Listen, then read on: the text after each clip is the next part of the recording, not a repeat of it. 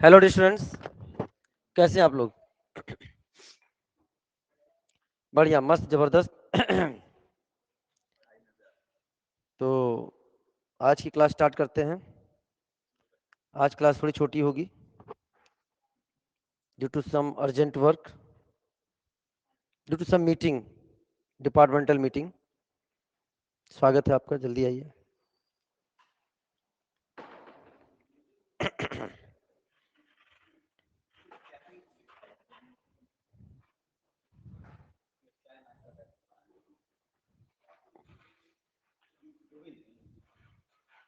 आज डेट कितनी हो गई? 14। चलो, मैंने आपको पीडीएफ शेयर कर दिया टेलीग्राम पे। हो गया अपलोड, रात में हुआ, तभी तो पीडीएफ सेंड किया मैंने। अपलोड नहीं होता तो पीडीएफ ही नहीं सेंड कर पाता है बेटा। हाँ, कुछ टेक्निकल इश्यूज हैं। Good morning, good morning, good morning सारे ऑनलाइन स्टूडेंट्स।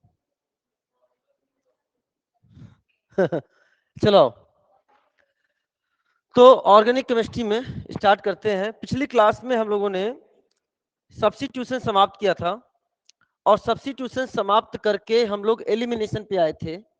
एलिमिनेशन पे भी हम लोगों ने E2 एलिमिनेशन पढ़ लिया था। E2 एलिमिनेशन में भी हमने सेटजेफ एंड हाफमैन की बात कर ली थी। Generally Saytzeff is a major product, more substituted alkene is generally is a major product. लेकिन कभी कभी क्या होता है, हाफ मैन एल्कीन भी अच्छा मेजर प्रोडक्ट बन सकता है। अरे है ना, ध्यान सुनना। तो आज हम चर्चा करने जा रहे हैं that is half man alkene की, यानी हाफ मैन एलिमिनेशन की। तो बहुत ध्यान से समझना बेटा। Generally Saytzeff alkene is formed as a major product. Generally Saytzeff एक मेजर प्रोडक्ट के रूप में बनता है, but in following cases Hofmann alkene में भी formed as a major product. कौन से केसेस, उन्हीं को हम लोग पढ़ने जा रहे हैं। बहुत ध्यान समझना, कोरिलेट करेंगे हम प्रीवियस से ताकि चीजें आपके लिए आसान हो। केस नंबर 1, केस नंबर 1 क्या है? When bulky base or sterically hindered base present. अगर बल्की बेस या स्टेरिकली हिंडर्ड बेस होता है तो कौन सी एल्कीन बेटा? हाफमैन एल्कीन बनने के चांसेस रहते हैं। बहुत ध्यान समझना। लेकिन हाफमैन से पहले हम सेटजेफ का एक ग्लिम्स आपको देना चाहते हैं, जो कि हम पहले पढ़ा चुके हैं आपको। जिस कार्बन से हेलोजन लगा हुआ है, this is called as alpha, this is called as alpha. और मान लिया ये वाला क्या है? बीटा 1, और ये क्या मान लिया? Beta 2। Beta 1 and beta 2 alcoholic केवेच, या अपन बोल सकते हैं OR माइनस, या बोल सकते हैं RO माइनस ROH, यानी CH3O माइनस CH3OH, कुछ भी लिख सकता है ये। तो अगर पहला वाला प्रोडक्ट किससे बना हुआ नजर आ रहा है? अल्फा से हेलोजन और बीटा से हाइड्रोजन जाएगा, तो क्या ये प्रोडक्ट किससे बना हुआ नजर आ रहा है बेटा? क्या बीटा 2 वाला है कि नहीं बेटा? बताओ, बोल तो दिया करो। ये किससे बना हुआ नजर आ रहा है? जब बीटा 1 से हाइड्रोजन जाएगा, बीटा 1 से हाइड्रोजन जाएगा, तो यहां से और यहां से अल्फा बीटा 1 के बीच में बॉन्ड बनेगा। ये प्रोडक्ट आपका है बीटा 1 का। बताओ दोनों में मेजर प्रोडक्ट कौन सा है? मेजर प्रोडक्ट होगा Saytzeff. This is the called as major product. More substituted alkene is a major product and this become the minor product. Minor product ऐसा क्यों हुआ? क्योंकि एल्कोहलिक केवेच लिया, यानी जो हमने लिया आपके CH3O माइनस दिया। CH3O माइनस कैसा बेस है? छोटा बेस या मोटा बेस? छोटा बेस। दिस इज छोटा बेस, दिस इज नॉट मोटा बेस। बट यहां देखो, हमने CH3O माइनस में एल्काइल वाले पार्ट में क्या कर दिया? स्टेरिक हिंड्रेंस क्रिएट कर दिया, बहुत ज्यादा। बहुत ध्यान समझना। तो इस समय छोटा बेस की मोटा बेस, मोटा बेस, मोटा बेस, यही डिफरेंस है दोनों में। CH3, CH3 का होल थ्राइस CO माइनस, इसे बोलते हैं टर्सरी ब्यूटाऑक्साइड, या अपन बोल सकते हैं tertiary butoxide and tertiary butyl alcohol. ध्यान समझना मेरी बात ध्यान से। तो यहां पर जो बात कर रहे थे, टक्कर दोनों जगह हो सकती थी, बीटा 1 पर भी और बीटा 2 पर भी। लेकिन कहां पर टक्कर बहुत, मतलब कहां से बनने वाला प्रोडक्ट ज्यादा बना? बीटा 2 पे, क्योंकि इस CH3O माइनस की चाहत कौन थी? बीटा 2। उसकी चाहत थी बीटा 2, लेकिन ऑप्शन बीटा 1 भी था। लेकिन अपनी शिद्दत से अपनी चाहत के पास पहुंचता है, क्योंकि स्टेरिक हिंड्रेंस ज्यादा नहीं है, और उस पर बीटा H को उठा के लेके जाता है बीटा 2 से, और इसके बीच में बॉन्ड बना देता है। That is major product. और बनने वाली एल्कीन भी क्या है? More stable. इन्होंने भी सोचा मेरी भी चाहत कौन है? बीटा 2। तो केवल चाहत से चाहत नहीं आती है, चाहत को पाने के लिए आपको भी अपनी चाहत लगानी पड़ती है। आपको चाहत का मतलब है मेडिकल कॉलेज है, ठीक है ना बेटा, पहले बता रहे हैं। तो इन्होंने कहा हम भी तुम्हारे पास पहुंचेंगे, कह रहा आ जाओ, बट एक ऐसा छोटा बेस की मोटा बेस, स्टेरिक हिंड्रेंस कम की ज्यादा। अब बताओ इसके लिए बीटा 2 पे टक्कर मारना आसान होगा कि बीटा 1 पे टक्कर मारना आसान होगा? बीटा 1 पे। क्यों क्यों क्यों?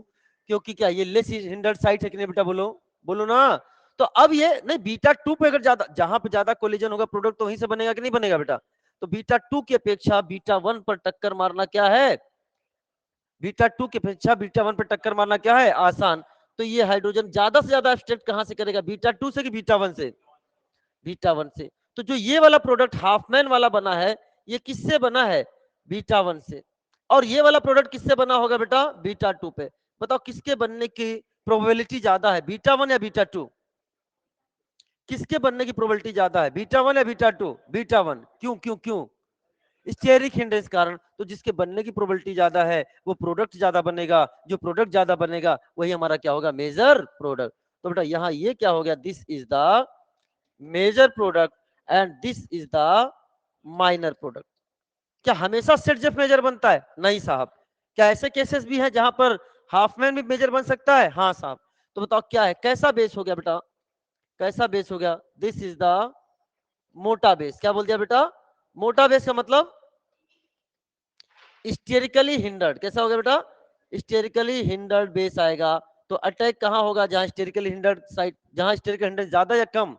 कम। तो अपन बोल सकते हैं मोटी बुद्धि वाले। क्या बोल सकते हैं? मोटा बेस मतलब मोटी बुद्धि। मोटी बुद्धि वाले हाफमैन होते हैं। क्या याद रख गया?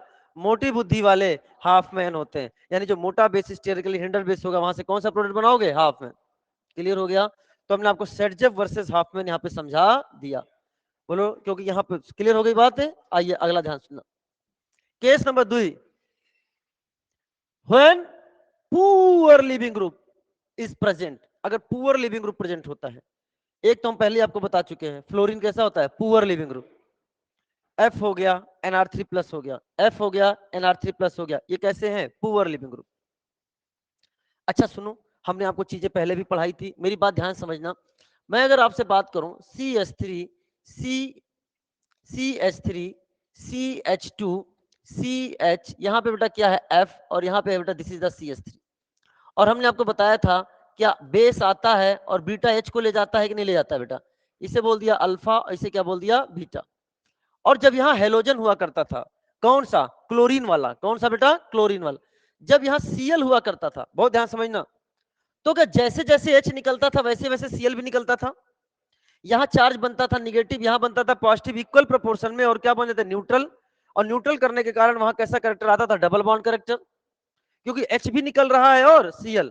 ये क्या है बेटा? ये H, ये Cl। H और Cl के साथ साथ निकल रहे हैं कि नहीं निकल रहे हैं? लेकिन आज F जो है वो कैसा है? Poor leaving group. कैसा है? तो आज अगर पुअर लिविंग ग्रुप अगर F है, तो मेरे क्वेश्चन का जवाब देना, H के निकलने का रेट ज्यादा होगा कि F के निकलने का रेट ज्यादा होगा? बेहतरीन जवाब दे रहे हो। क्या निकलने का रेट ज्यादा होगा? H के निकलने का रेट ज्यादा होगा। किसकी तुलना में? F के रेट निकलने, क्योंकि पुअर लिविंग ग्रुप है, आसानी से नहीं निकलेगा। तो क्या इक्वल निगेटिव पॉजिटिव जनरेट होगा कि निगेटिव ज्यादा जनरेट होगा?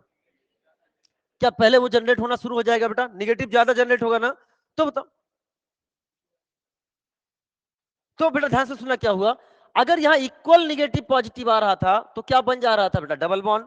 लेकिन अगर इक्वल निगेटिव पॉजिटिव नहीं जनरेट हो रहा है तो डबल बॉन्ड बनेगा कि बताओ क्या यहाँ पर एनायनिक करेक्टर डेवलप होने लग जाएगा? क्या है? Anionic character. क्यों? H+ के निकलने का रेट क्या है? ज्यादा। यानी यहाँ के ट्रांजिशन स्टेट में, यहाँ के TS में क्या कार्बन आयनिक करेक्टर आ रहे हैं कि नहीं आ रहे बेटा? अरे बोलोगे तो हम जानेंगे। तो बोल दिया करो, हम समझा करें। बताओ क्या यहाँ के TS में जब हम हेलोजन है, हमारा क्लोरीन था तब TS में निगेटिव पॉजिटिव करेक्टर नहीं आ रहा था, तब TS में एल्कीन के करेक्टर आ रहे थे, क्योंकि निगेटिव पॉजिटिव क्या था? इक्वल। लेकिन आज H+ निकलने का रेट क्या है? ज्यादा। F निकलने का रेट क्या है? कम। तो क्या ज्यादा से ज्यादा निगेटिव बनेगा कि नहीं बनेगा बेटा? तो यानी TS में किससे करेक्टर आ जाएंगे? Anionic character. यानी जब पुअर लिविंग ग्रुप होगा, क्या बोला? जब पुअर लिविंग ग्रुप होगा तो हम क्या चेक करेंगे बेटा, टीएस में एनायनिक कैरेक्टर, और जहां का एनायनिक कैरेक्टर ज्यादा, जहां का एनायन ज्यादा स्टेबल होगा वही हमारा मेजर प्रोडक्ट बनाएगा। बात क्लियर हो गई कि नहीं हो गई? तो अगर आप मेरी बात समझ पा रहे हो तो बताना बेटा ध्यान से। अब ध्यान समझना, ये से क्या बोल दिया हमने, ये alpha, this is called as beta 2। यहाँ पे क्या हो गया, निगेटिव, यहाँ पे क्या हो गया, निगेटिव। बताओ बीटा वाले एच निगेटिव बनाना है, बताओ which is more stable, beta 1 या beta 2?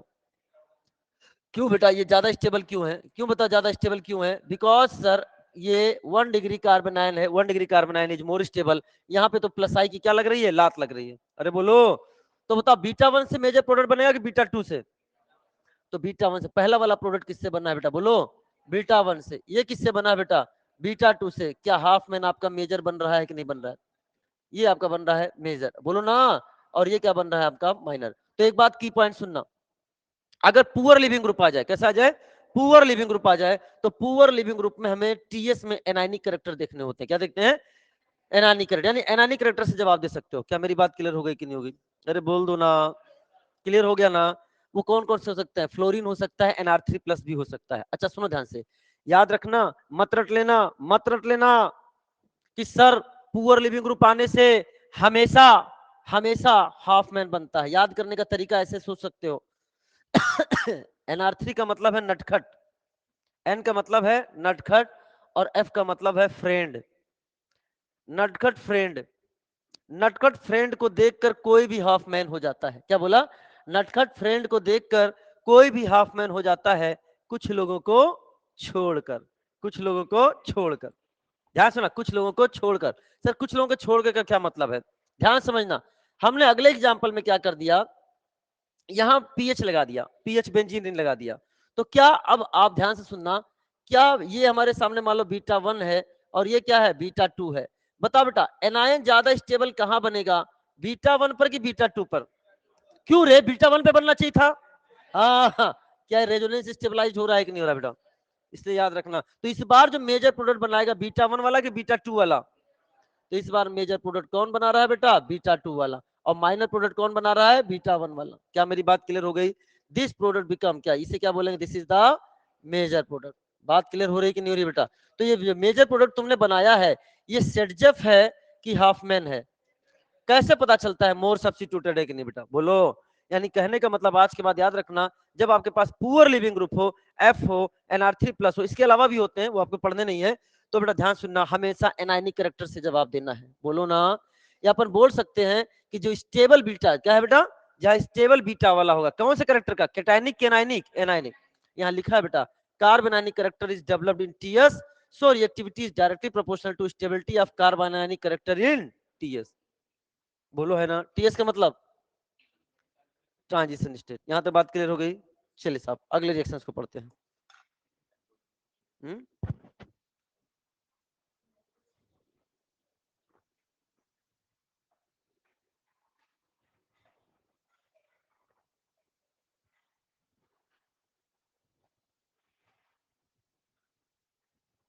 Proceed proceed proceed proceed.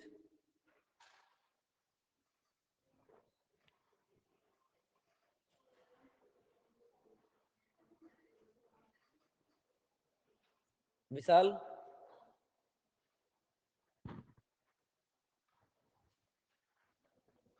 Manish, Manish कौन है ना, मनीष कौन है फिर? शिवांग, स्पेलिंग शिवांक, शिव के अंक शिवांक। वाह, क्या बात है। चलो अच्छा सुनो, ये मैंने आपको बता दिया, एक एग्जांपल होता है NR3+ वाला भी, बट वो हमारे एनसीईआरटी में नहीं दिया हुआ है। ठीक है, तो NR3+ भी आ जाएगा तो हम लोग इसी कंसेप्ट से निकालेंगे। जैसे tetra alkyl ammonium hydroxide, tetra alkyl ammonium hydroxide का हीटिंग, ठीक है ना, आपके एग्जांपल होगा, मेरे भी क्लास नोट्स में लिखा रखा है, मैंने भी बता रखा है। तो वहां पे क्या है बेटा कि वहां भी एनायनिक कैरेक्टर देखेंगे, जहां पर बीटा ज्यादा, बीटा हाइड्रोजन पे एनायनिक कैरेक्टर ज्यादा स्टेबल होगा, वही अल्फा बीटा उनके बीच में क्या बना देना है, बॉन्ड बना देना। चलो सर अगला है डी हेलोजिनेशन। हमने डिहाइड्रोहेलोजिनेशन पढ़ लिया। हाइड्रो और हेलोजन का निकलना, हाइड्रो हेलोजिनेशन, HX का निकलना। अब पढ़े डी हेलोजिनेशन, मतलब हेलोजन का निकलना, मतलब हेलोजन का निकलना। रिएजेंट याद होना चाहिए भैया, रिएजेंट याद होना चाहिए। हमारे हर एक काम करने के लिए एक एजेंट बनाए गए हैं जिसे हम रिएजेंट कहते हैं, ठीक है ना। तो रिएजेंट क्या है बेटा, ध्यान सुनना। वहां पर बताए HX निकालने वाले रिएजेंट क्या थे, एल्कोहलिक KOH, OR माइनस या OR माइनस ROH, सोडामाइड, अरे है ना, ये वहां के थे। लेकिन आज जो है वो है जिंक हीट या zinc dust heat, silver heat या silver powder heat, NaI acetone acetone, NaI acetone heat. जैसे मैंने लिखा NaI एसीटोन, तुम्हारे मन में एक बत्ती जलनी चाहिए, सर NaI एसीटोन तो आपने अभी NSR में भी पढ़ा, वेरी गुड, फिंकलस्टीन में पढ़ाया। NaI एसीटोन आपने फिंकलस्टीन में पढ़ा है आयोडाइड बनाने के मेथड में। तो हमने कहा बेटा की पॉइंट सुनना, जब एक हेलोजन के साथ NaI एसीटोन आ जाए, क्या बोला, एक हेलोजन के, यहां कितने हेलोजन है, 2, एक हेलोजन के साथ NaI एसीटोन आ जाए तो रिएक्शन होगा फिंकलस्टीन, क्या होगा, फिंकलस्टीन। और अगर 2 के साथ आ जाए तो होगा एलिमिनेशन, क्या होगा, एलिमिनेशन। एक के साथ फिंकलस्टीन, एक के साथ फिंकलस्टीन, 2 के साथ एलिमिनेशन। Is it clear. ये हेलोजन निकालते हैं। विसिनल डाई हैलाइड आपके सामने है, बहुत ध्यान समझना, जिंक डस्ट है। वैसे एलिमिनेशन कैसा होता है, एंटी एलिमिनेशन, और ये हमने आपको कल समझा दिया था व्हाई एंटी एलिमिनेशन। लेकिन वो एग्जाम में कोई जरूरी नहीं है बेटा कि आपको ऐसे ही बना कर दे या दोनों Cl को क्या करके दे, अपोजिट करके दे, ऐसा कोई जरूरत नहीं है कि एलिमिनेशन करने के लिए वो सिंपल मॉलिक्यूल लिखकर उसने दिया है। वो बात अलग है कि जब एलिमिनेशन होगा तो दोनों Cl क्या हो जाएंगे बेटा, अपोजिट हो जाएंगे, क्या हो जाएंगे, अपोजिट। क्या मेरी बात क्लियर हो गया, क्योंकि इसके बाद क्या चलता है बेटा, रोटेशन, बोलो ना। लेकिन वो एग्जाम में ऐसा सजा कर नहीं देगा आपको, सिंपल से एलिमिनेशन एंटी होता है, स्टीरियोकेमिस्ट्री आ जाएगा तो एंटी एलिमिनेशन ही लगाना होगा। लेकिन जनरल के लिए हम क्या कर देंगे बेटा, यहां से क्या निकाल देंगे बेटा, क्या निकल चुका है, Cl2, तो बेटा क्या बन गया बताओ, क्या CH2 double bond CH2 plus ZnCl2 बना कि नहीं बना, अरे बोलो ना। अच्छा बताओ, ये जिंक है, ये जिंक है बेटा, ध्यान से, कितने इलेक्ट्रॉन दे सकता है, 2 इलेक्ट्रॉन। मैं आपको ऐसे ही हवा हवा में समझाने का प्रयास कर रहा हूं, हवा हवा में।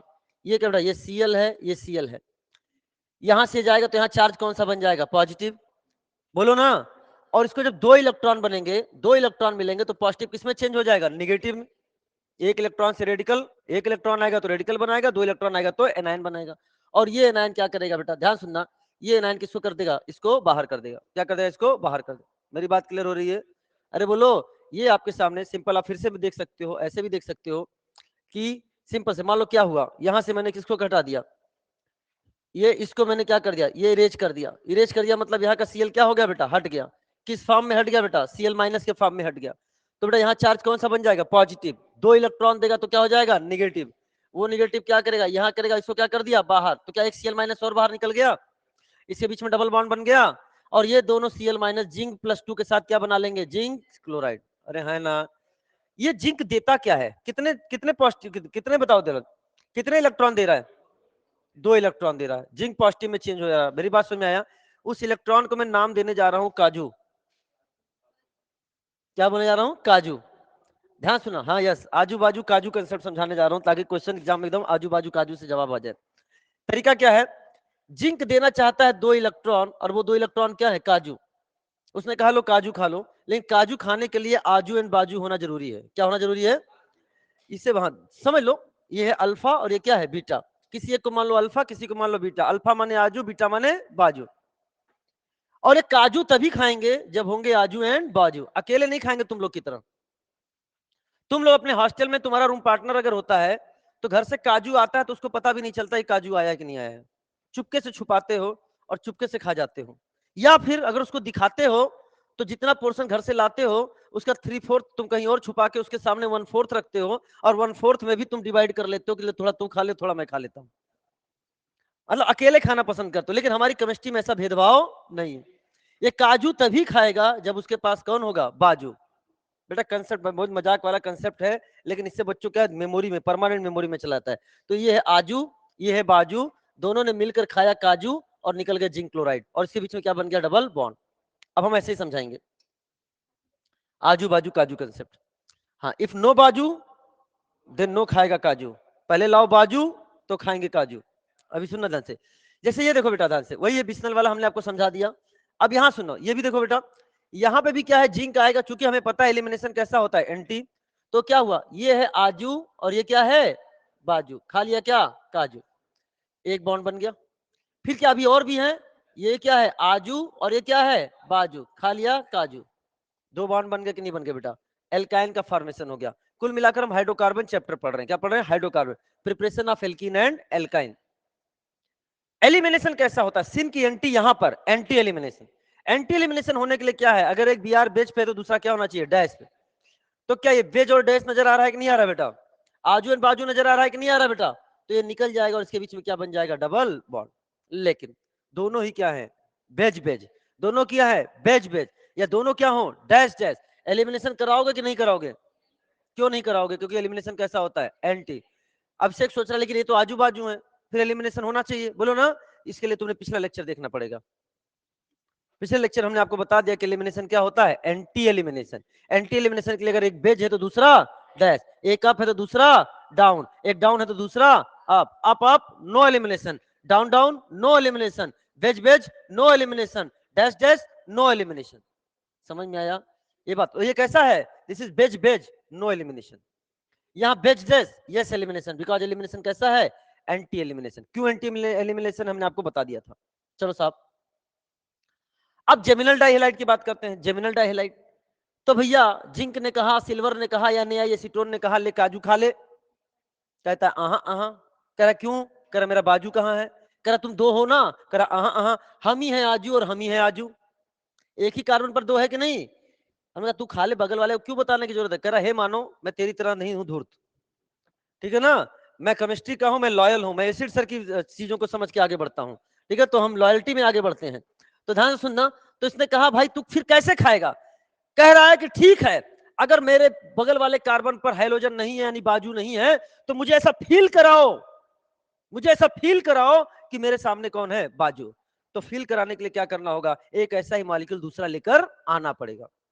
तो देखो, क्या ये आपका आजू आजू बन गया कि नहीं बन गया, क्या ये आपके उसके रिस्पेक्ट में बाजू बाजू बन गया कि नहीं बन गया। अब जिंक के साथ क्या खा रहा है, काजू।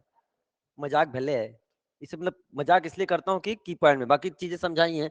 तो बता क्या यहाँ से जिंक क्लोराइड निकल गया कि नहीं निकल गया, एक जिंक दो क्लोरीन को, तो दो जिंक चार क्लोरीन को निकल गया, वैसे वो इतना इंपॉर्टेंट नहीं है। तो इसके बीच में क्या बन जाएगा बेटा, डबल बॉन्ड बन गया कि नहीं बन गया बेटा। इससे ये पता चलेगा ना, कल एग्जाम में जब तुम्हारे सामने आएगा तो तुम जान जाओगे कि एक ही कार्बन पर दो हेलोजन है, और सर ने बोला था काजू खाने के लिए लेके आना है बाजू, तो तुम डबलिंग सोच पाओगे। और अगर तुम्हें चीज याद नहीं है तो हो सकता है तुम भूल जाओ कि यहाँ पे हमें डबल करके हेलोजन को निकालना था। आओ साहब इधर देखो बेटा, इसके पास क्या है, आजू आजू आजू, तो लाना पड़ेगा क्या, बाजू बाजू बाजू। एक सिल्वर कितने आयोडीन को लेके जाता है, एक, तो कितने, 6 है ना, 6 Ag। वैसे आपको सजा कर नहीं देगा, वो खाली Ag लिख कर आएगा। और यहां से क्या निकल गया, AgI, तो तक कितने, एक बॉन्ड, दूसरा बॉन्ड और तीसरा बॉन्ड, कितने बॉन्ड बन गए बेटा, 3 बॉन्ड। क्या एसिटिलीन बन गया कि नहीं बन गया। और ये बहुत बेहतरीन है बेटा conversion, this is very important, this is very important. Aromatic की दुनिया में घुसने का एक रास्ता है ये। कल एरोमेटिक की दुनिया में हम लोग घूम चुके हैं, कल स्पेशल क्लास में बहुत बेहतरीन तरीके से हमने एरोमेटिक कंप्लीट किया है, समझ में आया। आपको लग रहा होगा ईच एंड एवरी कॉर्नर हमने आपको क्या कर दिया है, एक्सप्लेन किया है। तो ध्यान सुनना, यहां से एसिटिलीन बनेगा, और एसिटिलीन की रिएक्शन जब रेड हॉट आयरन ट्यूब से कराते हैं, रेड हॉट आयरन ट्यूब से कराते हैं, तो किसका फॉर्मेशन हो गया, there is a formation of benzene, नहीं बेटा बेंजीन। और बेंजीन से फिर हम रिडक्टिव ओजोनोलाइसिस करा देंगे, ग्लाइऑक्सिल बन जाएगा, बोलो ना 3 मोल ऑफ ग्लाइऑक्सिल बन जाएगा, या फिर ईएसआर की दुनिया में चले जाएंगे। समझ में आया बेटा, टॉलिनोलिन बना देंगे, आगे चल के ऑक्सीडेशन करके बेंजोइक एसिड बना देंगे, फिर ना फिर सोडा लाइम डिकार्बोक्सिलेशन करके वापस से बेंजीन बना देंगे। बहुत सारे तरीके चीजें हैं, आपको आना जाना है। अब ये हमने जो आपके सामने लिखा है ना, ये आपके लिए वेरी इंपॉर्टेंट समरी है, समरी, जो कि ये हमने पिछले क्लास में ही बता दिया था कि क्लोरोफॉर्म की रिएक्शन OH माइनस हीट लेते हैं तो क्या बनता है, डाइक्लोरोकार्बन, अल्फा अल्फा एलिमिनेशन। दूसरा ये भी मैंने वही लिखवा दिया था पिछले क्लास में कि CHCl3 ले लो या CHI3 ले लो, क्लोरोफॉर्म ले लो या आइडोफॉर्म ले लो। क्लोरोफॉर्म एनेस्थेटिक होता है, सूंघ मत लेना, बेहोश हो जाओगे। और बेहोश क्या हो जाते हो, इसमें क्या है, फाजिन गैस भी बन जाती है इम्प्योरिटी के कारण, ऑक्सीडाइज होके। और आयोडोफॉर्म कैसा बिहेव करता है? As a antiseptic. एंटीसेप्टिक, तो जहां पे हम इसको लगाते हैं तो वहां पे आयोडीन लिबरेट होता है और एंटीसेप्टिक प्रॉपर्टी होती है।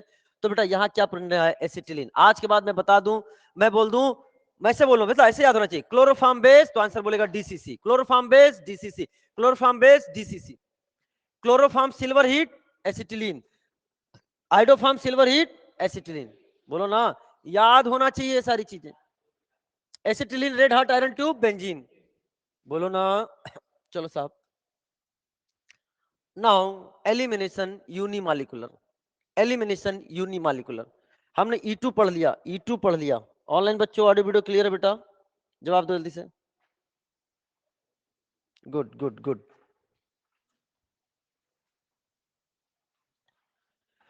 एलिमिनेशन यूनिमॉलिक्यूलर, बाईमॉलिक्यूलर पढ़ लिया, अब यूनिमॉलिक्यूलर पढ़ेंगे। यूनिमॉलिक्यूलर में भी होता है SN1 की तरह चलेगा, SN1 की तरह चलेगा। वहां पे क्या बनता था? कार्बोकेटायन। यहाँ भी क्या बनेगा? कार्बोकेटायन। वहां क्या होता था? RMBP, यहाँ भी क्या होगा? RMBP। समझना ध्यान से, फर्क कहाँ है वो आपको समझ में आएगा। एग्जाम्पल ले रहे हैं, acidic dehydration of alcohol. Acidic dehydration of alcohol, ये हमारे सामने एक एल्कोहल है। और हम जानते हैं कि एल्कोहल में OH कैसा होता है? Poor leaving group. और इसको निकालने के लिए हमें क्या करना पड़ेगा? H+ की सुई चुभानी पड़ेगी, यानी प्रोटोनेशन करना पड़ेगा, ताकि OH किस में चेंज हो जाए? OH2+ में। और OH2+ कैसा होता है? एक गुड लिविंग ग्रुप होता है, गुड लिविंग ग्रुप होता है। चलो, यहां बन गया OH2+। अब क्या होगा बेटा? यहां से ये लिविंग ग्रुप के रूप में बाहर निकल गया और किसका फॉर्मेशन हो गया? Carbocation. Carbocation, and this is the RDS of the reaction, this is the RDS of the reaction. मेरी बात ध्यान समझना, यहां तक समझना अभी बात। कार्बोकेटायन बनने तक का फेज, अल्कोहल से कार्बोकेटायन बनने तक का फेज हम डिसाइड नहीं कर सकते कि वो SN1 फेज से जा रहा है कि E1 से जा रहा है। ध्यान सुनना, जैसे मैं हूं, मैं कार्बोकेटायन बनाने जा रहा हूं, मैंने यहां पे कार्बोकेटायन बना दिया, ये मैं कार्बोकेटायन बन गया। तो यहां तक का जो रास्ता हम चल के आए हैं, यानी यहां से यहां तक का जो रास्ता चल के आए हैं, ये SN1 के लिए भी सेम है और E1 के लिए भी सेम है। कार्बोकेटायन बनने के बाद फिर वो देखता है कंडीशंस क्या दी हुई हैं, वो कंडीशंस उसको लेके जाती हैं कि वो SN1 के रास्ते ले जाएंगे या E1 के रास्ते ले जाएंगे। कौन सी कंडीशन स्पेसिफाइड है? कंडीशन स्पेसिफाइड है, क्या स्पेसिफाइड है बेटा? टेम्परेचर। हमने आपको बताया था, अगर टेम्परेचर 150 डिग्री सेंटीग्रेड से ऊपर होता है तो क्या होगा बेटा? एलिमिनेशन होगा, एलिमिनेशन फेवर होगा। टेम्परेचर हाई है, टेम्परेचर हाई है। मेरी बात ध्यान समझना, जब भी कार्बोकेटायन बनेगा आपके, जब भी कार्बोकेटायन बनेगा, तो कार्बोकेटायन में आपको 3 चीजें सोचनी होंगी बेटा, ध्यान सुनना। पहला, कार्बोकेटायन बनते ही उसके साथ एसोसिएटेड क्या रहता है? RMBP। रीअरेंजमेंट में be possible if formed carbocation is more stable then previous. Carbocation बन गया, तो अब कार्बोकेटायन पर फिर क्या होगा? कार्बोकेटायन खुद एक कैसा है? इलेक्ट्रोफाइल। तो उस पर अटैक कौन करेगा? न्यूक्लियोफाइल। कौन करेगा बेटा? न्यूक्लियोफाइल। तो उस पर अटैक ऑफ क्या हो गया? न्यूक्लियोफाइल। अटैक ऑफ हो गया न्यूक्लियोफाइल। अगर न्यूक्लियोफाइल की एबिलिटी अच्छी नहीं होती है और ऐसे एनवायरनमेंट क्रिएट होते हैं जो एलिमिनेशन को फेवर करते हैं, किसको फेवर करते हैं? एलिमिनेशन। तो तीसरा रिएक्शन क्या लेके जाएगा? वो एलिमिनेशन। एलिमिनेशन, मेरी बात ध्यान समझना। यहां पर क्या हुआ? पानी निकल गया, पानी निकल गया, बहुत ध्यान समझना, पानी निकल गया। पानी निकलने के बाद एक कार्बोकेटायन बन गया, ये देखो बेटा कार्बोकेटायन बन गया। ये कार्बोकेटायन आपका है इलेक्ट्रोफाइल और पानी कैसा है? यहाँ पे एक न्यूक्लियोफाइल। तो ये पानी वापस से अटैक कर देगा, पानी वापस से अटैक कर देगा और अटैक करके वापस से क्या बना देगा बेटा? एल्कोहल। क्या बना देगा? एल्कोहल। तो ये सारा का सारा प्रोसेस कैसा है? रिवर्सिबल। कैसा है? रिवर्सिबल। ये रिवर्सिबल है, मेरी बात ध्यान समझना। पानी वापस से अटैक कर देगा और अटैक करके क्या बना लेगा? एल्कोहल। अटैक तो H2O करता है, जुड़ता क्या है? OH। यहां तक बात क्लियर हो गई। दूसरा न्यूक्लियोफाइल यहाँ पे एक और भी है, कौन है? HSO4-। ये भी एक न्यूक्लियोफाइल है, HSO4-, लेकिन ये बहुत अच्छा न्यूक्लियोफाइल नहीं है, बिकॉज ये अपने अंदर ही रेजोनेंस स्टेबलाइज्ड है। अंदर ही क्या है? ये रेजोनेंस स्टेबलाइज है, और रेजोनेंस स्टेबलाइज होने के कारण अच्छा न्यूक्लियोफाइल नहीं। लेकिन अभी अगर हम आपसे बात करें तो अगर टेम्परेचर कम होता, टेम्परेचर कम होता तो H2O ही अटैक कर गया होता, H2O ही अटैक कर गया होता। और ये दूसरी बात ये भी मैंने आपको बताई है, पहले ही बताई है कि ये किसका सॉल्वेशन कर देता है? HSO4 का सॉल्वेशन कर देता है, तो इसकी न्यूक्लियोफिलिसिटी और भी कम हो जाती। याद करो पपास। लेकिन आज टेम्परेचर कितना है? ज्यादा। ये H+ आया कहां से? कंसंट्रेटेड H2SO4 ने दिया। क्या कंसंट्रेटेड H2SO4 ने जब H+ दिया तो HSO4 माइनस के रूप में हो गया कि नहीं हो गया बेटा? और ये खुद में रेजोनेंस स्टेबलाइज था कि नहीं था? खुद में रेजोनेंस स्टेबलाइज, मतलब अपना H+ देके भूल गया, अपना H+ देके भूल गया और अपने में रेजोनेंस स्टेबलाइज है। उसे कोई सुध ही नहीं है कि भैया उसका H+ कौन ले गया। तब तक मैं उसके पास पहुंचता हूं। क्या कर रहा है? तेरा H+ कहां है? कुछ नहीं बोल रहा है, अपने रेजोनेंस में धुन है। तब तक मैं देता हूं जोरदार एक 150 डिग्री सेंटीग्रेड। कितने डिग्री सेंटीग्रेड? 150 degree centigrade. तो आता है होश में, कहता मेरा H+, मेरा H+, मेरा H+, कहां गया मेरा H+? तुझे अब याद आ रहा है तेरा H+? यानी अब ये हाई टेम्परेचर पे कहेगा मुझे मेरा H+ वापस चाहिए। तो ये क्या करेगा, ये जिस जहां पे केटायन बना है बेटा ना, उसको हम बोल देते हैं अल्फा और उसके बाजू में बोल देते हैं बीटा। ये बीटा से H+ को क्या कर लेता है? एब्स्ट्रैक्ट कर लेता है। तो यहाँ चार्ज कौन सा बन जाएगा? निगेटिव। निगेटिव पॉजिटिव आपस में क्या बना देंगे? Double bond. समझ में आया कि नहीं आया? तो यहाँ ये बिहेव करने लगता है एज ए बेस। कैसा बिहेव करने लगेगा? As a base. क्लियर हो गया कि नहीं हो गया? और ये एल्कीन का फॉर्मेशन हो गया। यहां तक बात क्लियर हो गई। यानी कुल मिलाकर यहां पर बातें क्या क्लियर हो गई हैं कि कार्बोकैटायन बनाना है और कार्बोकैटायन जिस कार्बन पर बने, जिस कार्बन पर बने उसको बोल देना है अल्फा, बाजू में सोच लेना है बीटा और बीटा से H निकालकर अल्फा बीटा के बीच में क्या बना देना है? बॉन्ड। बात क्लियर हो गई? चलो साहब, आइए इस पर आधारित हम लोग कुछ बातें करते हैं। देखो H+ used as a catalyst. 2 step reaction होता है। 2 स्टेप रिएक्शन होता है। ये पहला स्टेप होता है कार्बोकैटायन का बनना और दूसरा स्टेप होता है एल्कीन का बनना। रेट किस पर डिपेंड करता है बेटा? सबस्ट्रेट पर। क्योंकि यहां पर ध्यान सुनना, ये सबस्ट्रेट पर डिपेंड कर रहा है। यहां पर ये H+ use as a catalyst. यहां बेस देखो, E2 में बेस का होना जरूरी है, बिकॉज जब तक वो बीटा H को नहीं ले जाएगा तब तक E2 एलिमिनेशन नहीं होगा। लेकिन यहाँ पहला स्टेप क्या है? कार्बोकैटायन का फॉर्मेशन, आयोनाइजेशन हो रहा है कि नहीं हो रहा है बेटा? बोलो ना। तो बेटा ध्यान, ये केवल सबस्ट्रेट पर डिपेंड करता है। दूसरी बात बोले तो rate proportional to substance. Order of reaction कितना है इसका? 1। मॉलिक्युलरिटी क्या होगा? 1। Rate for E one. इवन क्या कार्बोकैटायन बन रहा था कि नहीं बन रहा था बेटा? तो stability of carbocation intermediate, stability of carbocation intermediate. लेकिन जो मेजर प्रोडक्ट बनेगा, बहुत ध्यान समझना बेटा, मेजर प्रोडक्ट जो बनेगा वो क्या बनेगा बेटा? More stable product. More stable product. Rate जो बताएंगे, रेट फॉर इवन, जो कार्बोकैटायन सबसे ज्यादा स्टेबल बनेगा वही हमारा रेट डिसाइड करेगा, स्टेबिलिटी ऑफ कार्बोकैटायन के। लेकिन जो प्रोडक्ट बनाएंगे वो मोर स्टेबल प्रोडक्ट बनाएंगे। और एक चीज और मैं आपको बताना चाहता हूं, जो कार्बोकैटायन आप देखते हो वो कार्बोकैटायन हमें देखना है जस्ट फॉर्म्ड कार्बोकैटायन। क्या बोला बेटा? Just formed carbocation. क्योंकि बच्चा क्या कर देता है? रीअरेंजमेंट करके चेक करता है। रीअरेंजमेंट करके चेक नहीं करना है, रीअरेंजमेंट करके चेक नहीं करना। भले 2 डिग्री बना है, बाद में 3 डिग्री हो रहा है, लेकिन आपको जब रेट दिखाना है तो 2 डिग्री पर ही दिखाना है, जस्ट फॉर्म पर ही दिखाना है। लेकिन जब प्रोडक्ट बनाएंगे तो रीअरेंजमेंट करने के बाद जो मोर स्टेबल बनता है पहले वो बनाओ कार्बोकैटायन। प्रोडक्ट बनाते समय रिएक्टिविटी के समय नहीं, रिएक्टिविटी के समय क्या करेंगे? Just form carbocation. लेकिन प्रोडक्ट बनाते समय रीअरेंजमेंट करके जो स्टेबल कैटायन बनता है उसके बाद जो मोर स्टेबल प्रोडक्ट बनता है उसके हिसाब से जवाब देंगे। क्या मेरी बात क्लियर हो गई कि नहीं हो गई? ये दो चीजें आपको ध्यान रखना है। एनसीईआरटी क्लास 12 की जो आपके सामने बात लिखी हुई है, tertiary carbocation are more stable and therefore are easier to form than secondary and primary carbocations. Tertiary alcohol are the easiest to dehydrate, क्योंकि उनसे बनने वाला कार्बोकैटायन क्या होता है? मोर स्टेबल होता है। हमने बोला है कि हमें हर एक काम के लिए एक एजेंट बनाए हैं जिसे हम क्या बोलते हैं? रीएजेंट बोलते हैं। हमने HX निकालने वाले रिएजेंट पढ़ लिए, डिहाइड्रोहेलोजिनेशन। हमने X2 निकालने वाले रिएजेंट पढ़ लिए, डीहेलोजिनेशन। अब बेटा हम क्या निकालने वाले? पानी निकालने वाले रिएजेंट पढ़ेंगे, डिहाइड्रेटिंग एजेंट। क्या बेटा? Dehydrating agent. दो कॉलम में हमने इनको डिवाइड कर दिया, एक लेफ्ट कॉलम और एक राइट कॉलम। लेफ्ट कॉलम में मैंने उन एजेंट को लिखा है, रिएजेंट को लिखा है जो H+ दे सकते हैं। क्या दे सकते हैं? H+। और राइट में वो लिखा है जो H+ नहीं दे सकते। जैसे concentrated H2SO4, concentrated H3PO4, KHSO4, H+ या स्ट्रॉन्ग एसिड हीट नजर आ जाए तो बेटा ये सारे के सारे सोर्स किसके हैं? H+ के सोर्स। और अगर H+ के सोर्स हैं तो क्या प्रोटोनेशन करेंगे कि नहीं करेंगे? प्रोटोनेशन करके क्या है? लिविंग ग्रुप को बाहर निकाल के क्या बना देंगे? कार्बोकैटायन। और कार्बोकैटायन बनेंगे तो इसके साथ एसोसिएटेड क्या है? RMBP, RMBP। लेकिन Al2O3 that is alumina, anhydrous zinc chloride, P2O5, POCl3 या THO2 जिसे बोलते हैं थोरिया। क्या बोलते हैं? थोरिया। ये सब H+ के सोर्स नहीं है। तो कार्बोकैटायन नहीं बनाएंगे। तो रीअरेंजमेंट की नो रीअरेंजमेंट, नो रीअरेंजमेंट। समझ में आ गया? एनसीईआरटी में ये दो इधर वाले दे रखे हैं, बाकी वो तो पढ़ने ये दो दे रखे हैं। याद रखना, मेरे साथ एक बार बोलो कौन कौन से रिएजेंट है। कंसंट्रेट एस, जैसे मैं बोलूं ऐसे बोलना, concentrate H2SO4, concentrate H3PO4, KHSO4, H plus strong acid heat, ठीक है ना। इधर क्या है, Al2O3 anhydrous zinc chloride, P2O5 POCl3 थोरिया। अरे बोलो ना, बच्चा बोलता है पप्पा मोरिया, अरे है ना। क्लियर हो गया कि नहीं हो गया? चलो मेरे साथ बोलो एक साथ, concentrate H2SO4, concentrate H3PO4, KHSO4, H plus strong acid heat, अरे ना, Al2O3 anhydrous zinc chloride, P2O5 POCl3 थोरिया।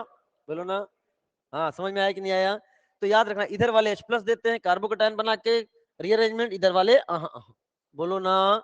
चले साहब, वैसे इनकी मैकेनिज्म थोड़ी अलग होती है, वो हमें पढ़नी नहीं है, केवल हमने नाम के हिसाब से आपको लिखा है। ये आपके एनसीईआरटी पेज नंबर 338 एंड 339। ध्यान सुनना, अगर यहां से क्वेश्चन आएगा तो मजा आ जाएगा, मजा आ जाएगा। ध्यान सुनिएगा क्या लिखा हुआ है। अभी मैंने आपको बोला था dehydration, alcohol undergo dehydration, removal of molecule of water to form alkene on treating with protic acid, example H2SO4 H3PO4, consider H2SO4 H3PO4, और catalyst such as anhydrous zinc chloride और एल्यूमिना। लिखवाया मैंने आपको। हाँ, तो क्या होगा बेटा, ये क्या करेंगे, डिहाइड्रेशन कर देंगे, HOH को निकालेंगे और ये बन गया एल्कीन। इथेनॉल, इथेनॉल, इथेनॉल के केस में मैंने आपको बताया था कि जब 413 केल्विन होता है तो SN2 रिएक्शन से डाइथाइल ईथर बन रहा था, इथॉक्सी इथेन बन रहा था। बताओ, या बताया था मैंने पहले। और अगर 443 केल्विन था तो इंट्रामॉलिक्यूलर डिहाइड्रेशन से एल्कीन बन रहा था। आज कितना है, 413 है कि 443 है? 443 है।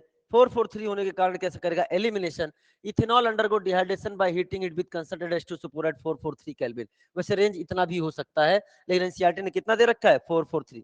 बेटा याद रखना, ये टेम्परेचर पूछ सकता है कल आपसे, ये टेम्परेचर पूछ सकता है कल आपसे। अगर यहाँ पे 413 लिख देगा तो ईथर बनाना है बाय मॉलिक्यूलर डिहाइड्रेशन, अगर 443 कर देना है तो इंट्रामॉलिक्यूलर डिहाइड्रेशन से क्या बनाना है, एल्कीन। हम ऑलरेडी बता चुके हैं।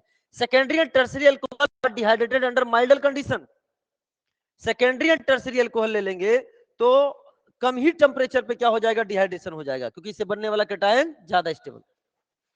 जैसे 2 डिग्री अल्कोहल ले लिया तो 85% H2SO4 एंड 440 केल्विन पर क्या बन जाएगा, एल्कीन बनेगा। लेकिन अगर हमने ले लिया टर्शरी अल्कोहल ले लिया तो मात्र 20% H3PO4 और 358 केल्विन पर क्या बन जाएगा, एल्कीन बन जाएगा।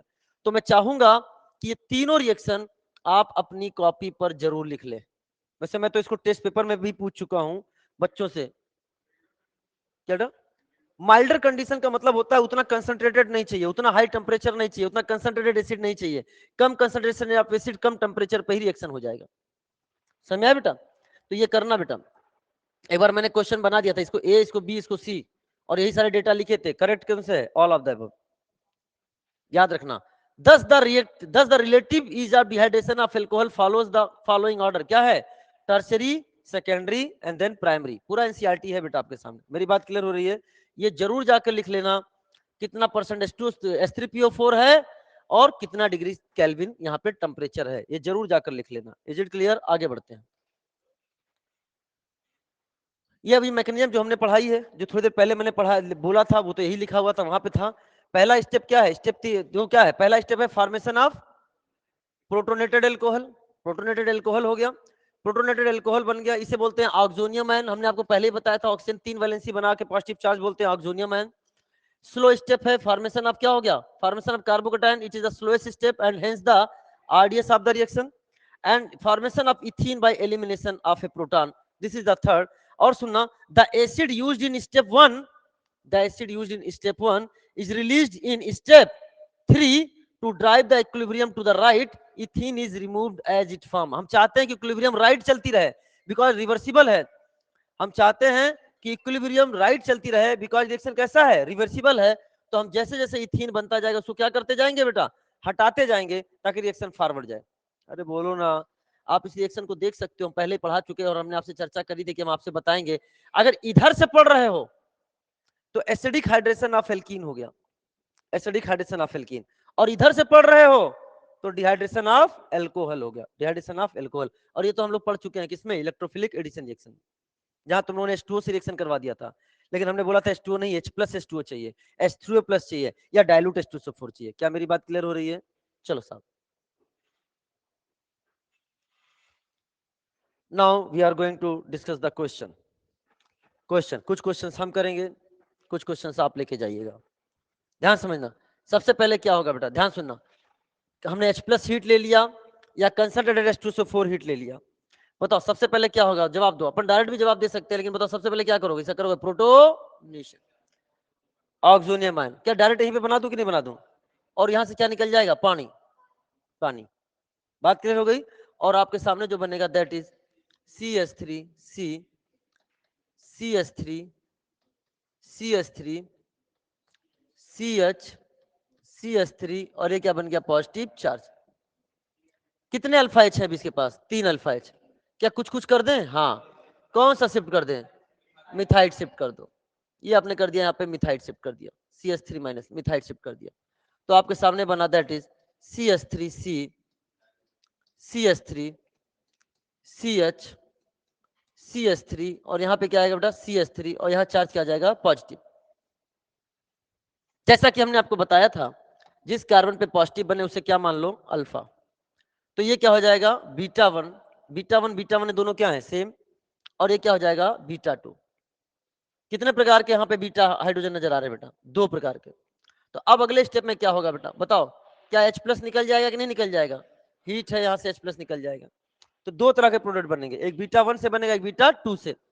β1 से बनेगा तो अल्फा β1 के बीच में बॉन्ड बना दो, β2 से बनेगा तो अल्फा β2 के बीच में बॉन्ड बना दो। बताओ β1 से क्या बनाओगे, CH2 double bond C CH3 CH CH3 and CH3। ये किससे बना बेटा, ये β1 से बना, प्लस दूसरा जो बनाने जा रहे हैं β2 से, क्या बनेगा बेटा, CH3 C CH3 double bond C CH3 and CH3। ये किससे बन गया, ये बन गया β2 से। अब आपको ये बताना है इसमें मेजर प्रोडक्ट कौन सा होगा। इसमें कितने अल्फा H नजर आ रहे हैं, 3 और 1 4। अरे डबल बॉन्ड से 3 और 1 4, इसके पास कितने हैं, 4 अल्फा हाइड्रोजन। इसके पास कितने हैं, 3 3 6 3 9 3 12 12 अल्फा हाइड्रोजन है, 12 अल्फा हाइड्रोजन है। This is the more stable, this is the more stable. जितने ज्यादा अल्फा हाइड्रोजन है लेकिन की स्टेबिलिटी उतनी ज्यादा, तो दिस इज द क्या हो जाएगा, लेस स्टेबल। लेस स्टेबल वाले को आप लोग क्या बोलोगे, माइनर। इसे क्या बोलोगे आप लोग, मेजर। यहां तक बात समझ में आ गई, हाँ। अब आप एक चीज और बताओ कि इसमें कौन सा सेटजेफ है, कौन सा हाफमैन है। ऊपर वाला कौन सा हो गया बेटा, क्या ये हाफमैन वाला हो गया कि नहीं हो गया बेटा, ये हाफमैन प्रोडक्ट हो गया, क्योंकि यहाँ लेस सब्स्टिट्यूटेड है, बोलो ना। ये एक ये मान लो और ये मान लो, लेस सब्स्टिट्यूटेड है। लेकिन यहाँ पे दिस इज कॉल्ड एज क्या, सेटजेफ या जेटसेफ, सेटजेफ प्रोडक्ट बनेगा। और ये देखो बेटा, this is the more substituted, 1 2 3 और 4। मेरी बात क्लियर हो रही है। तो इस तरीके से चीजें आपसे पूछी जा सकती है, मेजर माइनर। कुछ ना पूछे तो हमें मेजर दिखाना है, अदरवाइज हमने सब दिखा दिया। क्या मेरी बात क्लियर हो गई कि नहीं हो गई, कोई दिक्कत, नो दिक्कत। आओ साहब अगले क्वेश्चन देखते हैं। नेक्स्ट क्वेश्चन देखें, ये IIT 2005 का आया हुआ क्वेश्चन है और कई बार रिपीट भी हुआ है, ध्यान सुनना। बहुत आसान है। सबसे पहले क्या करेगा, ये H+ देगा कि नहीं देगा बेटा, सोर्स ऑफ H+, इसका क्या हो जाएगा, प्रोटोनेशन। बहुत ध्यान सुना, इसका कर देंगे हम लोग प्रोटोनेशन। प्रोटोनेशन होने के बाद क्या निकल गया कि नहीं निकल गया, बोलो ना। बहुत ध्यान समझना, बहुत प्यारा क्वेश्चन है। तो आपके सामने जो बन के स्पीसीज आ रही है वो क्या बन के आ रही है बेटा, क्या ये कार्बोकैटायन बना के नहीं बना। और यहाँ पर क्या है, hydrogen, this is the alpha, this is the beta. इधर करो चाहे इधर करो, बात तो एक ही है। हमने क्या निकाल दिया, H+ निकल जाएगा, हीट दिया, बीटा से H+ निकल गया और ये बन गया बॉन्ड। तो आपके सामने जो बना है, there is a formation of, क्या एल्कीन बन गया कि नहीं बन गया, अरे बोलो ना। यहाँ तो कोई डाउट कि नो डाउट, नो डाउट। आप इतने अच्छे से जवाब दे रहे हो ना, इतने अच्छे से जवाब दे रहे हो कि मेरा मन कर रहा है कि इस रिएक्शन को मैं आगे और बढ़ाऊं, लेकिन मुझे आपका साथ मिलना चाहिए। क्या मिलेगा साथ, मैंने क्या किया, इसी रिएक्शन में आगे ले लिया NBSH न्यू, NBSH क्या कराता है? Allylic substitution. बताओ Br कहां लगाएगा? यहां लगाएगा कि यहां लगाएगा? कहीं पे भी लगा सकता है, दोनों ही एलाइलिक पोजीशन है, बोलो ना। तो बेटा आपने सिंपल से ध्यान सुना, आपने क्या कर दिया कि ये आपके सामने Br है, ये यहाँ पे आपके सामने लग गया Br, बोलो ना। फिर हमने क्या किया, चलो और मजाक कर लेते हैं, हमने ले लिया यहाँ पर एल्कोहलिक KOH और हीट। एल्कोहलिक KOH और हीट क्या करता है बेटा? HX निकालता है। क्या निकालता है? HX निकाल। बताओ यहां से Br निकाल लेगा और यहां से क्या निकाल लेगा? H। तो यहां से क्या HBr निकल गया कि नहीं निकल गया? और जो फॉर्मेशन किसका हो गया बेटा? क्या आपका एक पाई बॉन्ड और बन गया कि नहीं बन गया बेटा? एक पाई बॉन्ड का फॉर्मेशन और हो गया। क्या हो गया बेटा? एक पाई बॉन्ड का फॉर्मेशन और हो गया। हमने कहा नहीं, थोड़ा सा मजाक और करूंगा। मैंने कहा थोड़ा सा मजाक और करूंगा, और मैंने फिर से इसमें क्या ले लिया बेटा? बताओ, NBSH ले लिया। तो बताओ बेटा कहां Br लगेगा? यहां लगेगा या यहां लगेगा? कहीं भी लग सकता है, क्योंकि ये इसका रेजोनेंस स्टेबलाइज, इससे रेजोनेंस स्टेबलाइज, एलाइलिक हो जाएगा कि नहीं हो जाएगा? और आपने तुरंत बेटा ध्यान सुनना, जो प्रोडक्ट सोचा उसको सुनना, ये पाई बॉन्ड, ये पाई बॉन्ड, मान लो हमने यहाँ पे लगा दिया, ये Br लग गया। और फिर हमने कह दिया कि हमने फिर से क्या ले लिया बेटा? एल्कोहलिक KOH और हीट ले लिया। तो क्या ये H है कि नहीं बेटा? बोलो, यहां से H निकाल दो और यहां से Br निकाल दो, किसका फॉर्मेशन हो गया? क्या बेंजीन का फर्क? कहां से चले थे और कहां आ गए? क्या मेरी बात समझ आया कि नहीं आया? मैंने कहा ठीक है, हमने क्या ले लिया यहाँ पे? O3 जिंक और H2O ले लिया। हाँ बताओ, क्या रिडक्टिव ओजोनोलाइसिस है कि नहीं बेटा?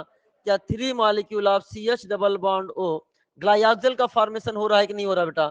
और बेटा ये देखो बेटा, ग्लाइकोजेल का फॉर्मेशन। अब चीजों को पढ़े हुए हो इसलिए आप तुरंत जवाब देते जा रहे हो। यहां से तो हम बहुत जगह जा सकते हैं, ESR की दुनिया में जा सकते हैं बेटा, समझ में आया? इससे फिनॉल बना लेंगे, फिनॉल से फिर आगे राइमर टाइमर रिएक्शन करवा लेंगे, कोल्बे स्मिथ करवा लेंगे, कोल्बे स्मिथ कराने के बाद एस्प्रिन बनवा लेंगे। अरे बोलो ना, कुछ भी, बहुत सारे रिएक्शन, मतलब पूरी दुनिया में घुस सकते हैं, किसके? एरोमेटिक की दुनिया में। समझ में आया बेटा? अब चीजें आप चूंकि पढ़े हो ना, इसलिए बड़ी आसानी से बोलते चलेगा, और आप बोल रहे थे इसलिए हम भी आगे बढ़ते चले गए। जहां आपकी आवाज कम होती वहां मेरा अगला क्वेश्चन हो जाता। ठीक है, ये तो यही तो है, यही तो एक कला होती है कि स्टूडेंट की, टीचर की नहीं, स्टूडेंट की।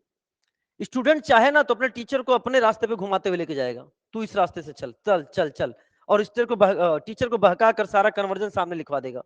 लेकिन उसमें जब स्टूडेंट जवाब देगा तब, और ऐसा टीचर नहीं पूछेगा तुमसे जो नहीं पढ़ाया है, वो वही पूछेगा जो उसने पढ़ाया है। तो उसे पता चले बच्चों ने रिवीजन, तुम लोग जवाब देते जा रहे थे और हम आगे बढ़ते जा रहे थे। चलो आगे बढ़िए। यहाँ देखो बेटा, ये क्या है? इसका क्या हो जाएगा? प्रोटोनेशन। निकल गया कि नहीं निकल गया? और निकल जाने के, पानी निकल जाने के बाद, पानी निकल जाने के बाद क्या यहाँ कार्बोकेटायन बन गया कि नहीं बन गया? अब क्या करें, मेरे को समझ में नहीं आता, तो हमको बताता क्या? कुछ कुछ होगा क्या बेटा? क्या होगा बता बेटा? यहाँ से क्या है? ये है, यहाँ से पानी निकला था। बताओ क्या करोगे बेटा? क्या यहाँ पे क्या होगा बेटा? RMBP, RMBP, उसे RMBP नहीं बोलेंगे, उसे रेजोनेंस बोलेंगे। RMBP अलग बात, रेजोनेंस अलग बात। समझ में आया? तो बता, क्या इसका रेजोनेटिक स्ट्रक्चर ड्रा कर लोगे कि नहीं कर लोगे? क्या ये पाई बॉन्ड इधर जाएगा कि नहीं जाएगा बेटा? और जाएगा तो आपके सामने,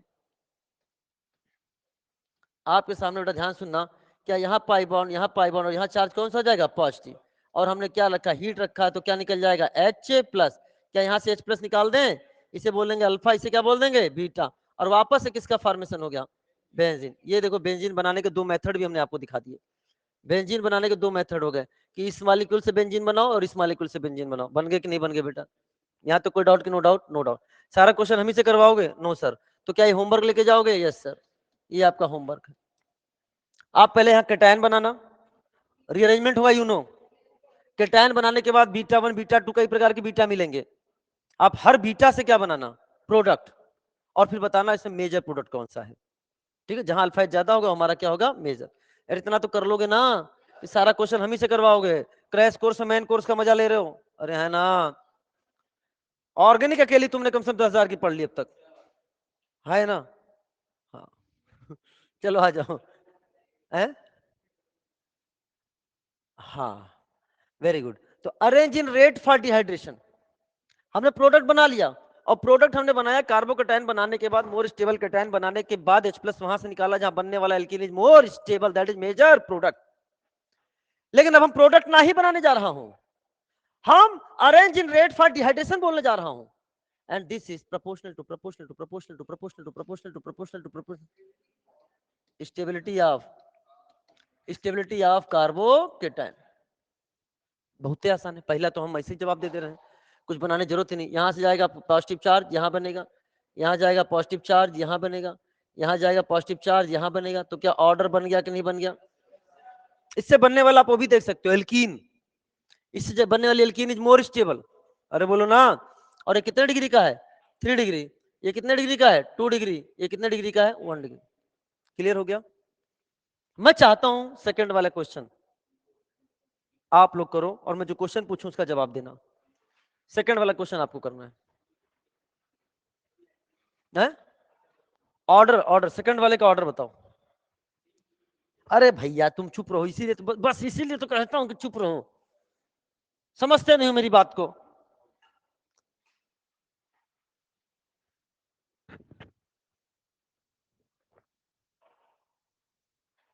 ऑनलाइन बच्चों अब कमेंट आना चाहिए, मैं ऑप्शन बोलूंगा ना तो आप अपना ओपिनियन बोल देना। जब जहां मैं क्वेश्चन पूछूं ना तो इसका मतलब समझ लेना कि अगर मैं क्वेश्चन पूछ रहा हूं तो जरूर मुझे कहीं ना कहीं लग रहा है कि कोई ना कोई गलती कर सकता है, और तुम जवाब देकर पूरी मतलब जो लोग नहीं भी सोच रहे थे वो सोचने मजबूर कर देते हो। माना कि ठीक है, कोई बात नहीं बेटा, अरे नहीं कोई बात नहीं। रूपम ने, कल्पना ने, रोशन ने, सबने जवाब दे दिया है ऑनलाइन। कल्पना बहुत रेगुलर स्टूडेंट है, टचवुड। आज तक जितने भी सेशन हुए हैं, चाहे वो स्पेशल क्लास हो, चाहे वो क्रैश कोर्स हो, चाहे वो मेन क्लास हो, एक क्लास भी एब्सेंट नहीं रही है, एक क्लास भी। मतलब एक क्लास भी एब्सेंट बोलना नो है। ये मेन क्लास की स्टूडेंट है, हमारी मेन क्लास की स्टूडेंट है, रिवीजन कर रही है। और सब नहीं, ये बात नहीं, जरूरत नहीं है। और सबसे अच्छी बात है कि जब मैं क्वेश्चन पूछता हूँ ना, ऑनलाइन में भी देखता हूँ या समथिंग, तो सबसे पहले जवाब भी इसी का आता है और सबसे सही जवाब आता है। सही में कॉन्फिडेंस है, रिवीजन जितनी बार कर ले। हाँ चलो, कितने लोग कह रहे हैं, मैं ऑप्शन दे रहा हूं, ऑप्शन हाथ उठाना है, ऑर्डर नहीं पूछ रहा हूं, ऑर्डर नहीं पूछ रहा हूं। इसका किसका डिहाइड्रेशन सबसे फास्ट होगा ये पूछने जा रहा हूं। ए रुक जाओ, कंट्रोल नहीं होता, हाथ उठाना है। मैं पूछूंगा ऑप्शन, कितने लोग कह रहे हैं ए का डिहाइड्रेशन, हाथ उठा दिया, पूछो कितने लोग कह रहे हैं ए का डिहाइड्रेशन सबसे फास्ट होगा? ए का, चलो बी का, ए भी, क्या बात है। अब एक मिनट, डी का, डी का, डी डी डी डिहाइड्रेटेड सबसे फास्ट, कोई दिक्कत नहीं, जवाब आए जवाब दो। सी का, यानी सी और डी दोनों में ही हाथ उठ चुके हैं, हाथ उठ चुके हैं सी और डी में। एक्सप्लेनेशन हम देंगे। अरे वाह, आप देंगे, प्लीज एक्सप्लेन। हाँ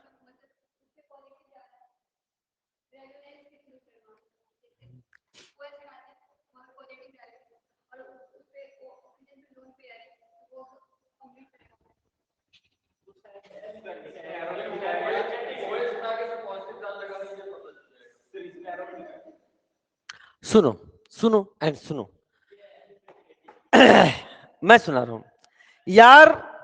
रेट ऑफ डिहाइड्रेशन में वही पार्टिसिपेट करेगा। डिहाइड्रेशन का मतलब क्या होता है?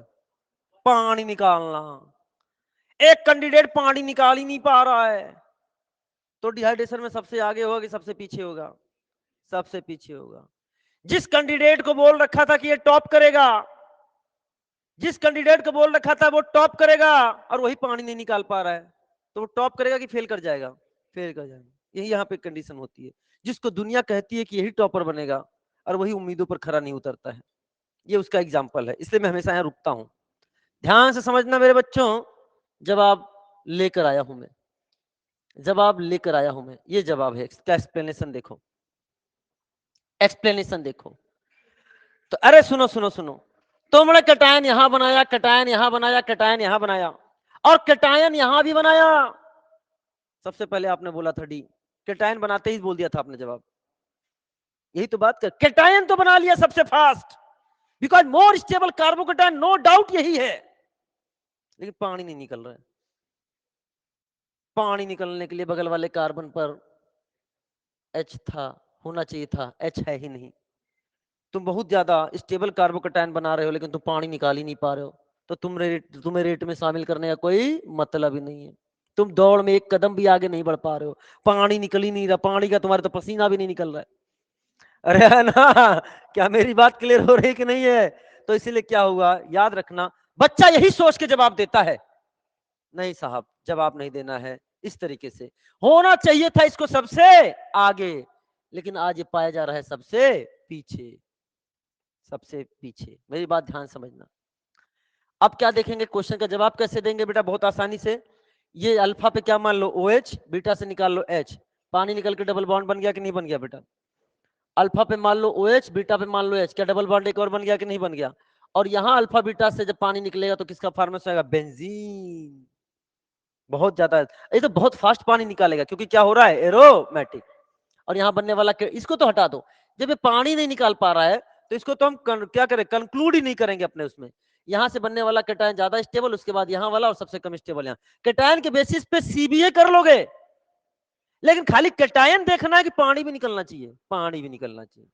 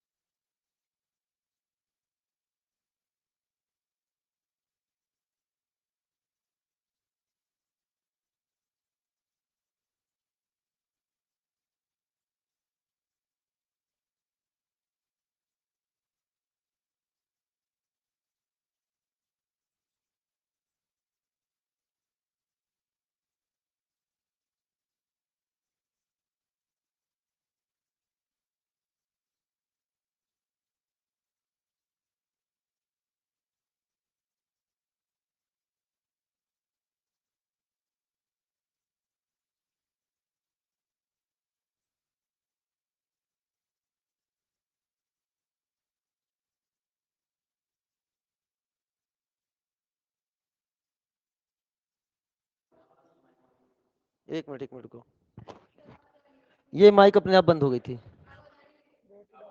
बैटरी डाउन है तो चेक कर लिया करिए प्लीज, क्लास के पहले बैटरी डाउन थी बेटा, बैटरी डाउन थी। चलो अच्छा बता दिया आपने, है टाइम अभी है रे, वो अलग टाइम है, डराओ मत मुझे। अभी 12:44 हो रही, 15 मिनट का क्लास है। हाँ वो आगे चल रहा है।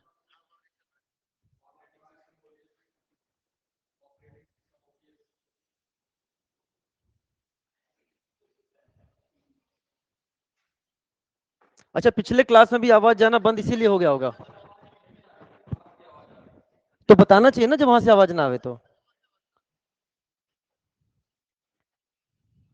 क्लास से पहले एक बार बैठ।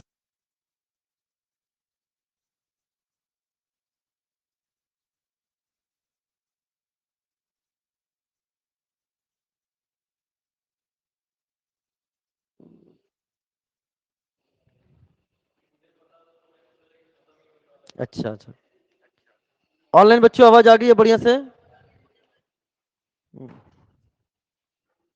चलो,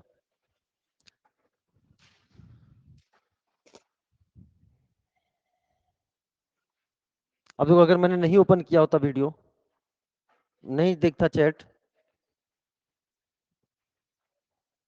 ठीक है, तो लोग पता नहीं बैकग्राउंड में कौन सी आवाज डाल के उसको वायरल कर देते। तो कहने का मतलब वापस से मैं इसको एक लाइन में रिपीट कर देता हूं, एक लाइन में, कि alpha hydroxy carbonyl and beta hydroxy carbonyl अगर आपको दोनों दिखता है तो आप सीधे बीटा हाइड्रोक्सी, देखो ये कार्बोनाइल के बगल वाला कार्बन अल्फा है, उसके बगल वाला बीटा है, बीटा हाइड्रोक्सी कार्बोनाइल को देख के सीधे टिक कर देना सबसे ज्यादा रिएक्टिव है, सबसे ज्यादा रिएक्टिव है। मेरी बात क्लियर है? रीजन वापस से जानना है क्लास से बाहर आके पूछिए। और इसके बीच में क्या है, अल्फा बीटा, अल्फा बीटा के बीच में कैसा बन जाता है, double bond, conjugated double bond का फॉर्मेशन होता है। Is it clear? अच्छा वही 2-3 कॉल बीच में मुझे आए थे, अब समझ में आया, अचानक उस समय 2-3 कॉल भी आने लग गए, वो स्टूडेंट के ही कॉल होंगे, एक में लिखा था बिहार, एक में लिखा था उड़ीसा, तुमने कहा लो भाई, तो मुझे लगा कि शायद हाँ आता ही होगा। चलो, तो देखो मैंने बहुत ही डिटेल में एलिमिनेशन कंप्लीट किया है, आपको समझ में आ गया होगा। Now the next part is chemistry of nucleophile, chemistry of nucleophile. बेटा केमिस्ट्री ऑफ न्यूक्लियोफाइल की अगर हम आपसे बात करते हैं तो यहां पर जो हम बहुत सारे रिएक्शन कंप्लीट करने जा रहे हैं केमिस्ट्री ऑफ न्यूक्लियोफाइल में, टाइप्स ऑफ रिएक्शन, पर टाइप्स ऑफ रिएक्शन देखो। न्यूक्लियोफाइल मतलब एनायन, न्यूक्लियोफाइल मतलब एनायन कितने प्रकार के रिएक्शन शो करता है? नंबर 1 एसिड बेस रिएक्शन, क्या बोला बेटा? Acid base reaction with active और एसिडिक एच। अगर उसके पास ऑप्शन है कोई और रिएक्शन के और ऑप्शन है एसिड बेस रिएक्शन के, तो वो किस रिएक्शन के थ्रू जाएगा? Acid base reaction with active H और एसिडिक एच, बिकॉज एसिड को बेस पसंद है। एंड एसिड बेस रिएक्शन बहुत ही फास्ट रिएक्शन होता है, न्यूट्रलाइजेशन रिएक्शन होता है।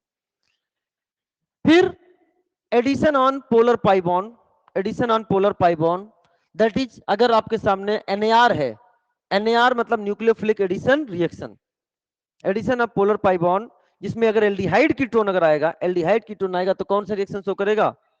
NAR। और तीसरा क्या है बेटा? NSR and elimination. NSR and elimination आप ऑलरेडी पढ़ चुके हो, भी पढ़े हो कि नहीं पढ़े बेटा?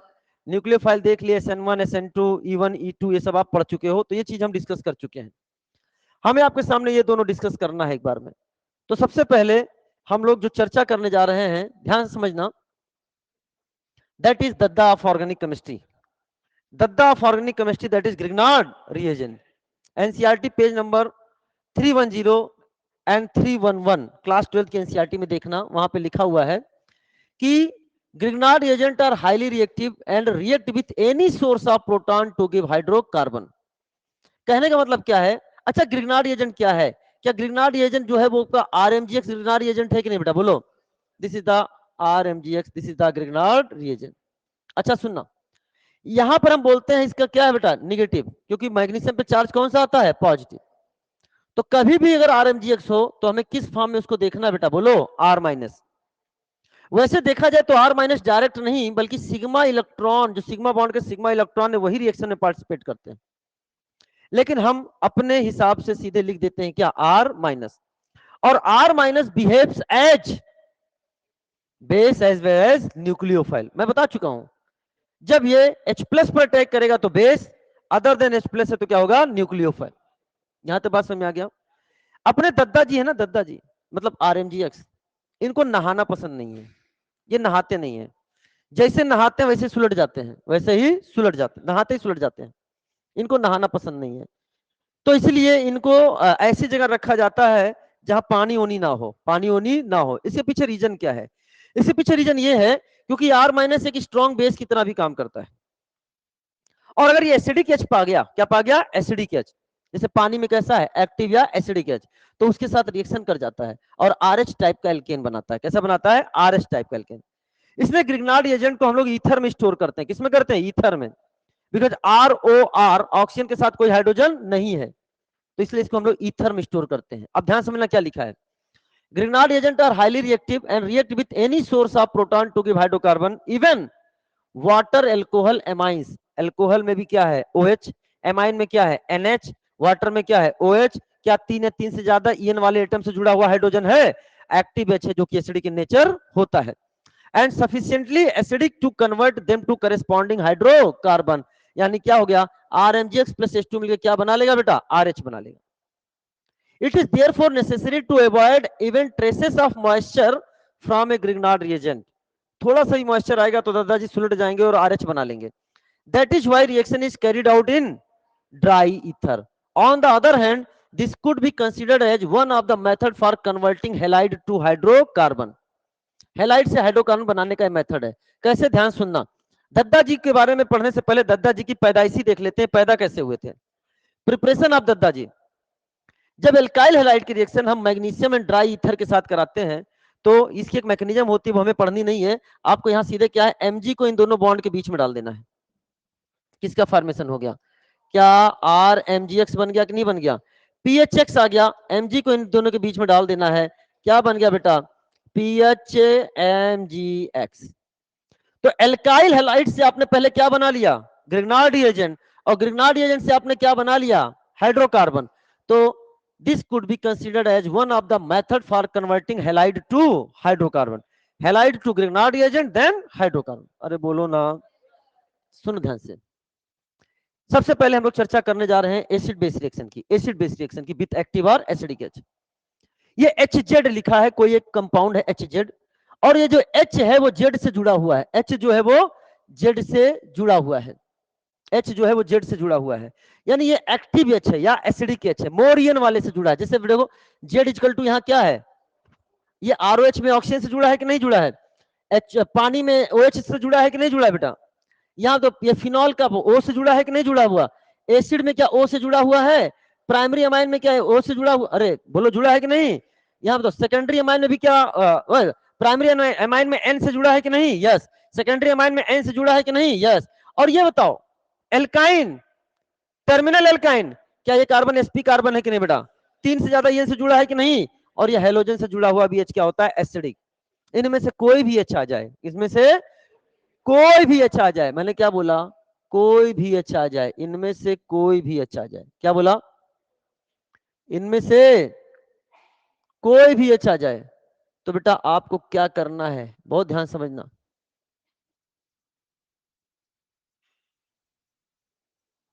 कोई भी H आ जाए तो बेटा इससे टिप टिप वर्षा RH हो जाएगा। क्या RH बनने लग गया कि नहीं बनने लग गया, यहां से क्या आएगा बेटा, यहां से निगेटिव चार्ज आएगा कि नहीं आएगा बेटा, बोलो। ये देखो ना टोटी लगा दी है तुमने, बोलो ना। और इस पे क्या है, ये चार्ज कौन सा है इस पे, नेगेटिव। तो क्या आर किसी भी H के साथ क्या करने लग जा रहा है बेटा, क्या RH बनेगा कि नहीं बनेगा, अरे बोलो ना सर। सारे को नहीं, कोई भी। ये पंप है जिसमें H प्लस आ रहा है जो RMG से टकरा रहा है और टिप टिप वर्षा RH हो रहा है, अरे बोलो ना। तुमने सुना ना टिप टिप वर्षा RH, नहीं सुना है, पानी सुना है ना। तो पानी जो हमारा क्या निकल, पानी नहीं निकल रहा, क्या निकल रहा है, RH। पानी निकलता तो तुम्हारा गाना क्या बन जाता, टिप टिप वर्षा पानी। हमारा क्या निकल रहा है, RH, तो क्या हो गया, टिप टिप वर्षा RH। और सुनो मेरी बात ध्यान से, इसके बाद क्या होगा, किसका फॉर्मेशन हो गया यहाँ पे, ये बन गया RH, दैट इज एल्केन का फॉर्मेशन हो गया, RH टाइप का एल्केन का फॉर्मेशन हो गया, plus remaining part of the reagent. Remaining part of reagent क्या हो गया बेटा? क्या हम MgXZ बोल सकते हैं कि नहीं बोल सकते हैं? जहां Z क्या है? Z क्या है? This is the remaining part of the reagent. Remaining part of the reagent. क्या मेरी बात क्लियर हो रही है? And this reaction is called as Zerewitinoff reaction. क्या बोलते हैं? जेरेविटनॉफ। एस्टिमेशन ऑफ एक्टिव या एसिडिक एच। अगर एक्टिव एसिडिक एच होगा तो RH बनेगा, नहीं होगा तो नहीं बनेगा। दिस इज कॉल्ड एज क्या बेटा? जेरेविटनॉफ। तो अपन यहां लिख सकते हैं दिस इज कॉल्ड एज जेरेविटनॉफ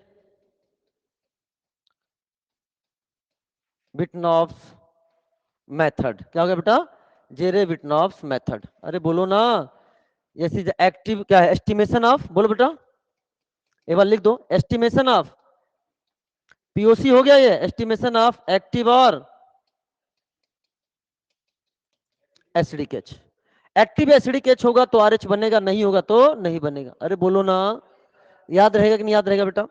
क्या टिप वर्षा RH याद रहेगा कि नहीं याद रहेगा? अरे बोलो ना, मेरे साथ बोलना, जैसे मैं बोलूं वैसे बोलना। टिप पहले मुझे बोलने दो। टिप टिप, अरे पहले बोलने दे यार, फिर कॉपी करना। आपको पहले सुना होगा तो आप बोल लोगे, ये याद रखना। टिप टिप बरसा RH ने रिएक्शन कराई, रिएक्शन करा के हमको जेरेविटनॉफ की याद दिलाई। अरे है ना? बोलोगे मेरे साथ? एक स्वर में जरा बोल देना बच्चा, ठीक है ना? बोलना बेटा। टिप टिप बरसा RH ने रिएक्शन कराई, रिएक्शन करा के हमको जेरेविटनॉफ की याद दिलाई। अरे है ना? अब ऐसे तुम क्या है, कभी भी जेरेविटनॉफ मेथड भी भूल नहीं पाओगे। एक बार वापस से मेरे बिना बोले गाओ जरा, बोलो।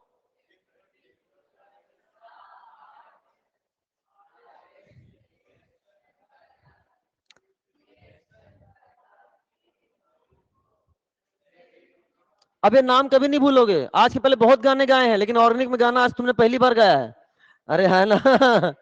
Musical and magical organic chemistry taught by, हाँ ठीक है ना?